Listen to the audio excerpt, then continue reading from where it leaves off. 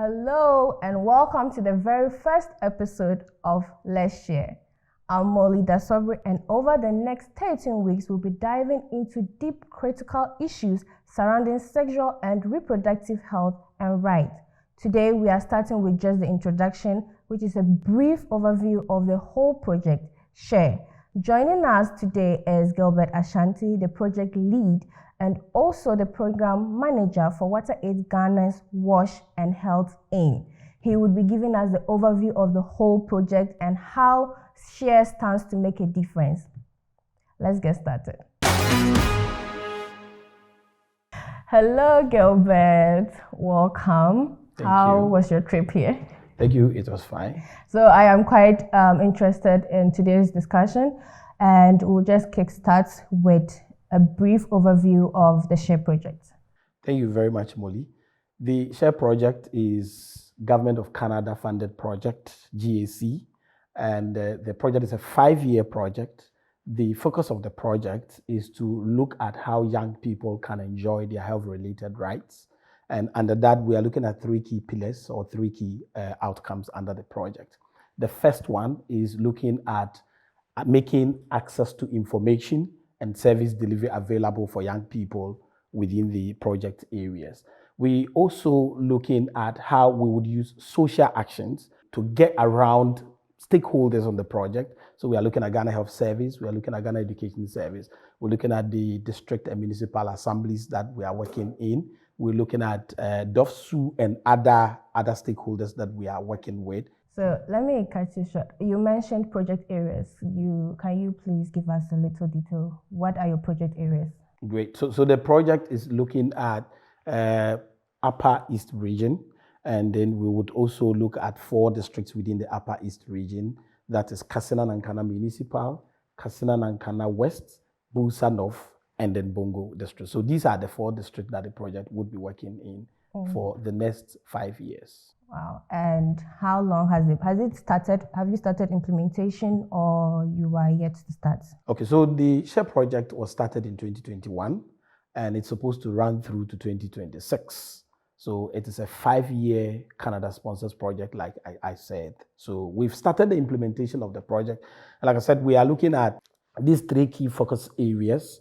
And so the first one I mentioned had to do with access to information and service. The second one I mentioned has to do with using of social actions to rally people around to changing traditional and negative practices or cultural norms that perpetrate against young people.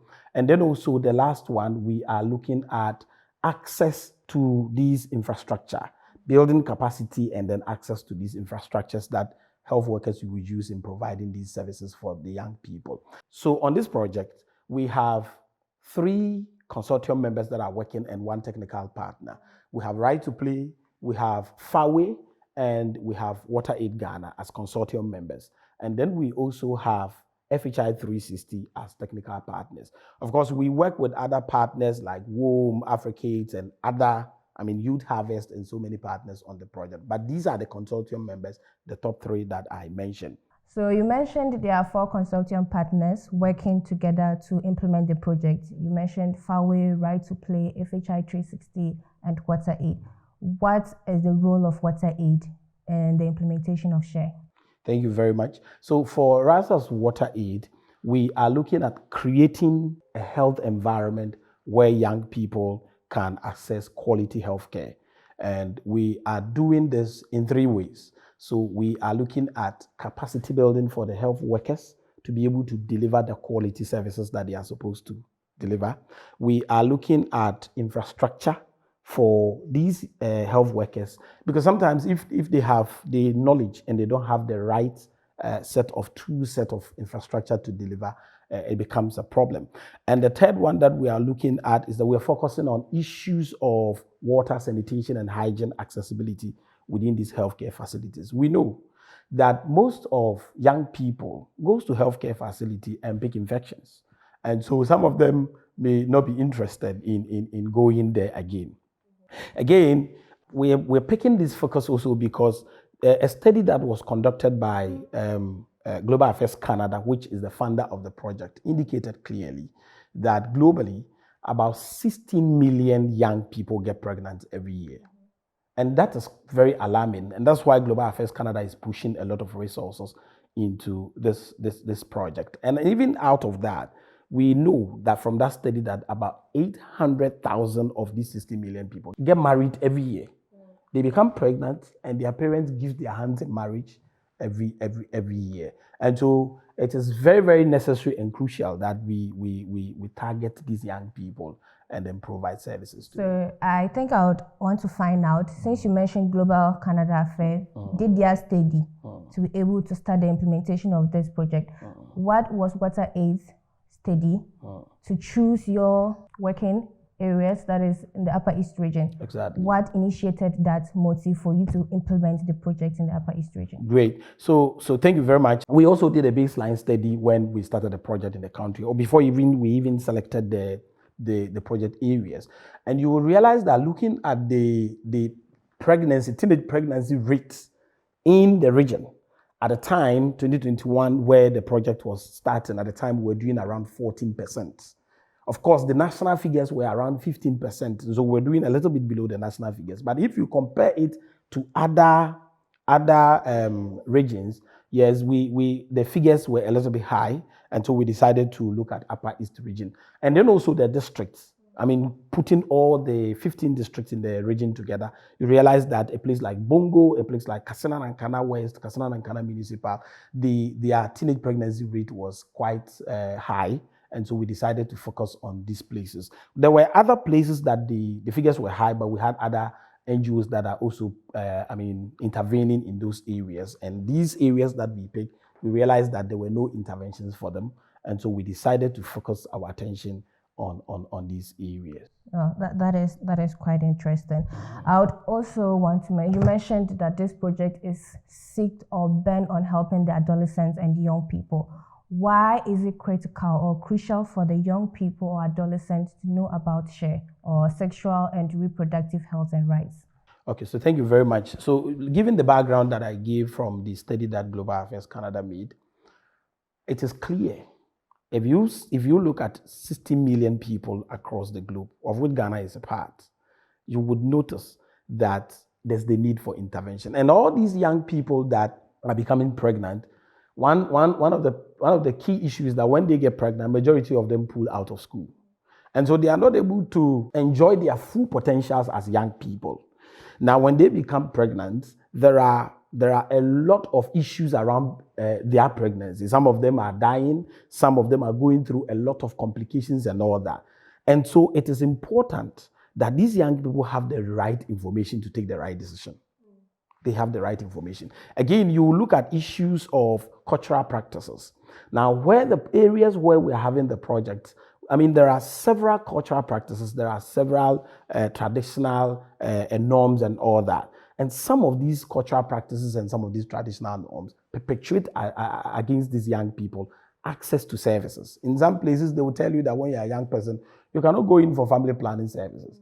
And so when these young people are going, they will have to hide, because you cannot go in for these services. And so it is very, very important that we intervene, give the right information, because people have several perceptions about these family planning services. They think that once a young girl is going for family planning services, then they are going to be sexing around and all that. They're going to multiply and... Exactly. Yeah. But that is not the point. But the point is, how are we protecting these young people so that they can go through education, complete the education, marry very well and properly married, and then they can also generate income, economically become viable to themselves, and also support the entire country as well. Okay. So I'm interested in the information you mentioned. Is it age-appropriate information, or you are just giving the information out there? Exactly. I mean, age-appropriate information is very relevant. In adolescent reproductive health rights issues, you don't just churn out any information out, but you make sure that the information is targeted to specific ages so that they are able to use the information to take appropriate decisions. Let me also add that, there are issues of menstrual health and hygiene, and there are a lot of myths around menstrual health and hygiene. And one of the things that we are doing is to make sure that we build capacity of health workers so that they have the right information to be able to share with the young people.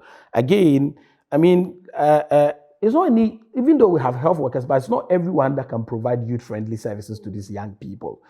I wanted to find out how you are doing the selection to train those health workers in the various facilities. Exactly. It's not anybody that can provide. They need the right information, they need the right knowledge, and they need the right skills to be able to provide these services to these young people in our healthcare facilities. I have witnessed a situation where a young person was pregnant, entered a healthcare facility, and the midwife was like, but you are supposed to be in school at this time. What are you doing here?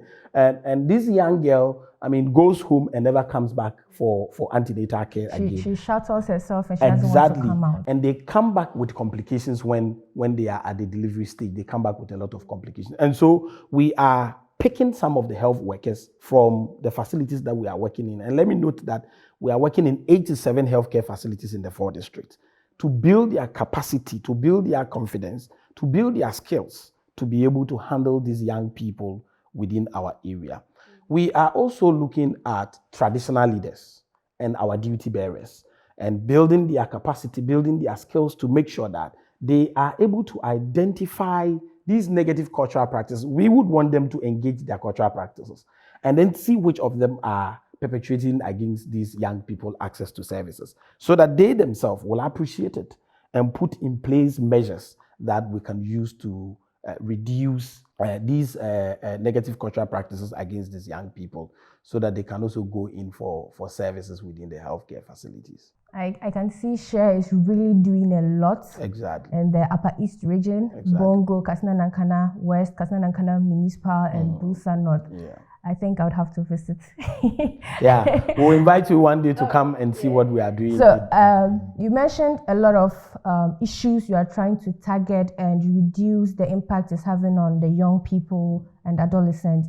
What are some of the main challenges that you seek to overcome that within this 5-year period, when you are done, you know that we have worked and SHARE has really impacted the community? Okay, so our bigger goal that we are focusing on is to reduce teenage pregnancy. So that by the end of the 5 years, we will reduce teenage pregnancy to the barest minimum. For me, we would want to even scrap teenage pregnancy away from the region. But it may not be possible, but we would want to reduce it as much as possible. The second thing we want to focus on is to ensure that young people have access to right and adequate information on sexual reproductive health right. So that's one key thing, so that they are able to take decisions that will help them. So information availability, making sure that information is available. The other thing we also want to look at is to remove all cultural barriers that perpetuate against young adolescent access to services. So we want to ensure that by the time we complete the project, cultural practices, these negative cultural practices that perpetuate against these young people are removed. Our traditional leaders have clear understanding of these policies that impact negatively on them, and we have worked on them. We are also looking forward to seeing that at the end of the project, we are able to improve the wash status within our healthcare facilities. So here we are talking about water, we are talking about sanitation, we are talking about hygiene. And in fact, we are talking about waste management. And so dealing with all those situations, because we get to some of our healthcare facilities where they are supposed to treat people, they are supposed to provide health care, and people go there and pick infections. And so what we want to do is that by the end of the project, health workers would have the capacity to be able to reduce infection or prevent it if possible, and then also to be able to have the facilities that they will use to be able to prevent those infections when young people visit their facilities. If you're an adolescent out there and you need any information on your sexual reproductive health, do not hesitate to contact She Plus hotline on 0800 001 122 or any of the numbers on your screen. Thank you. What have you learned from today's episode? Let's hear from you in the comment section. That's all for today. Tune in next week on Let's Share as we continue this important conversation. Don't forget, it's Let's Share.